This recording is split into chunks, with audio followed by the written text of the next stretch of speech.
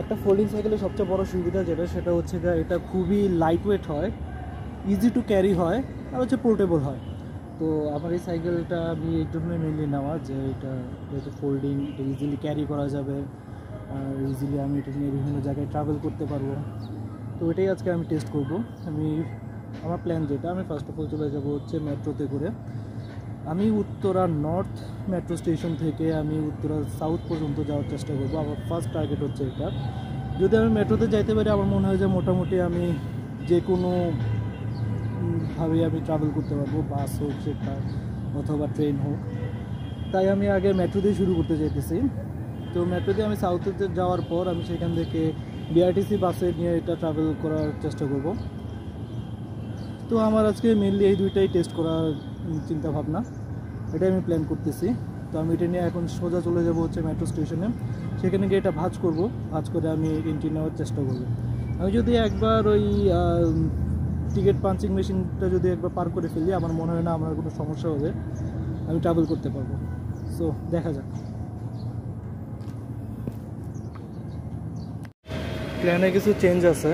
এখন আমি যদি নর্থে যাই আর সেখান থেকে যদি আমি রিজেক্টেড হই, আমি যদি এই সাইকেল নিয়ে ট্রাভেল করতে না পারি, তাইলে আমার লিটারেলি অনেকটুকু রাস্তা সাইকেল চালায় উত্তরা সাউথ পর্যন্ত যাওয়া লাগবে।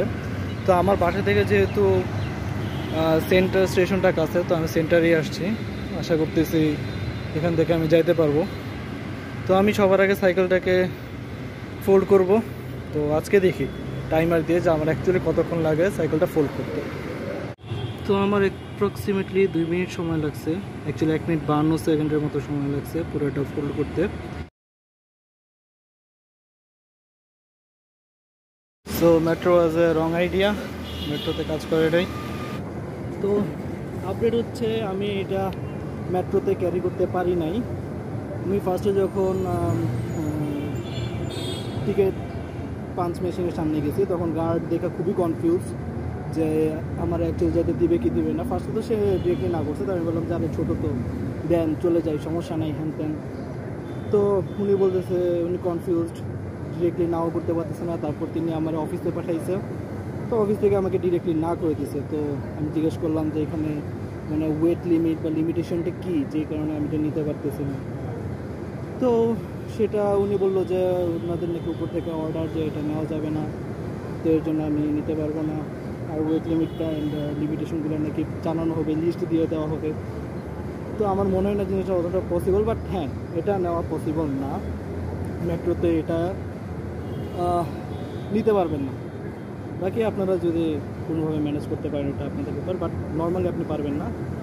আর এটা ক্যারি করার জন্য অলওয়েজ এই লিফট ইউজ করবেন, অথবা অ্যাটলিস্ট মিনিমাম আপনাদেরকে চলন্ত সিঁড়িগুলোকে ইউজ করবেন। আর হ্যাঁ, ক্যারি করার ঝামেলা, 14 কেজি এক হাতে উঠানো খুবই টাফ। এটা নিয়ে আপনারা হাতি নিয়ে বেশিক্ষণ চলতে পারবেন না, একদম বাসের কাছে অথবা ট্রেনের কাছে গিয়ে তারপরে ফোল্ড করেন। আগের থেকে ফোল্ড করে নিয়ে যাওয়ার কোনো দরকার নাই, বোকামি হবে একটা জিনিসটা। আর আমার যেহেতু এটা রিসেন্টলি লুপ করা, আমার হাতে কালি টালি ভরে অবস্থা খারাপ ক্যারি করতে গিয়ে। এই যে ক্লিন রাখতে হবে, আমার প্যান্টটাও লাগছে হালকা পাতলা করে দেখা যাচ্ছে। তো যাই হোক, এটাই হচ্ছে আপডেট। তো আমি এখন এখান থেকে চেষ্টা করব হচ্ছে চালায়ে একদম সাউথ পর্যন্ত, একদম লাস্ট স্টেশন পর্যন্ত যাওয়ার। ওইখান থেকে হচ্ছে এই বিআরটিসির শাটল বাসগুলো ছাড়ে, তো আমি শাটল বাসে করে এটাকে ক্যারি করার চেষ্টা করব। আমি উত্তরা পর্যন্ত যাওয়ার চেষ্টা করবো আর কি মেনলি। তো দেখা যাক সেকেন্ড স্টেপ, সেকেন্ড টেস্টটা যাতে হয়, সাকসেসফুল হয়।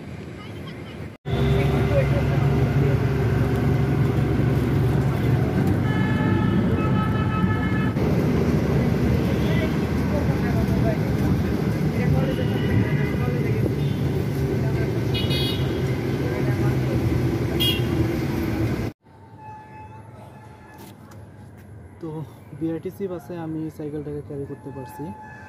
বিআরটিসি বাসে 2তলা বাস যেগুলো আছে, ওগুলোর যেই সিঁড়িটা আছে, সিঁড়ির নিচের জায়গাটাতে আমি এটা পুরোটা ফোল্ড করে আমি ক্যারি করতে পারছি, কোনো সমস্যা হয় নাই। বাট সমস্যাটা সবচেয়ে বড় যেখানে লাগতেছে বসে দিই, সমস্যাটা হচ্ছে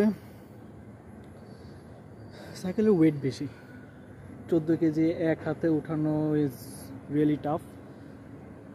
যদি এটাকে কোনোভাবে ব্যাকপ্যাক হিসাবে কাঁধে নেওয়া যায়, তো 2 কাঁধে যদি আমরা উঠাই তাহলে হয়তো বা জিনিসটা ইজি হতো। তারপর হচ্ছে হ্যাঁ, আজকের আপডেট এটাই যে মেট্রোতে এটা ক্যারি করা যায় না, বিআরটিসি বাসে যে দোতলা বাসগুলো আছে ওগুলোতে ক্যারি করা যায়। এখন কথা হচ্ছে যে আমরা কি অন্য সব লোকাল বাসে কি ক্যারি করতে পারবো কিনা? হ্যাঁ পারবো, তবে এখানে আমি এটা বলবো যে এটা মাঝখান দিয়ে বেন্ড করাটা ঠিক হবে না। মাঝখান দিয়ে বেন্ড করলে এটা উইডথটা বেশি বেড়ে যায়। তো উইডথটা বেড়ে গেলে হচ্ছে এখানে বাসের মাঝখানে রাখলে হচ্ছে আশপাশ দিয়ে যাওয়া আসা করা যায় না। তো এর জন্য আমি বলবো যে জাস্ট হ্যান্ডেল বারটা যদি আমরা 90 ডিগ্রি ঘুরাই দিই তাহলে হচ্ছে এটা যেখানে রাখবো খুব কম জায়গা নেবে। আর হচ্ছে বাসের মাঝখানে রাখার পর হচ্ছে আশেপাশ দিয়ে অন্য সাইড দিয়ে হচ্ছে মানুষ আসা যাওয়া করতে পারবে, এটার সুবিধাটা হবে।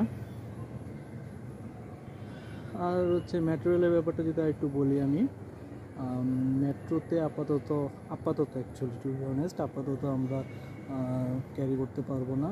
সামনে খুব সম্ভবত আমরা ক্যারি করতে পারি। ওরা বলছে যে নতুন হয়তো বা ওদের উপর থেকে হয়তো একটা লিস্ট দিবে যে কোনটা ক্যারি করা যাবে কোনটা ক্যারি করা যাবে না। আমার যথেষ্ট সন্দেহ আছে যে ওরকম কোনো কিছু দিবে কি না।